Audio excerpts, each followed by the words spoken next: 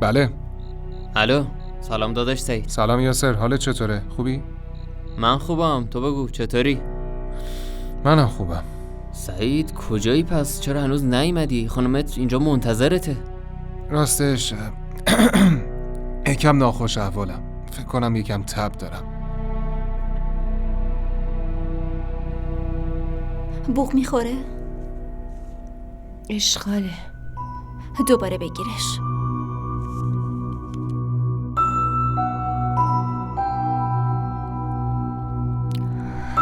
هنوز هم اشغاله. گمونم داره با اون دختر سعدیا حرف میزنه. بذار من زنگ بزنم.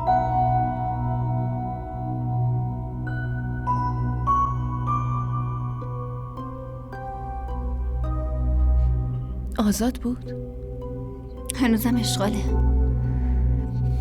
بهت که گفتم داره با سعدیا حرف میزنه. نه، با اون حرف نمیزنه. تو از کجا میدونی؟ فقط حدس میزنم.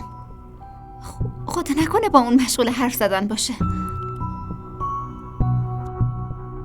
خوبه که انقدر نگران منی.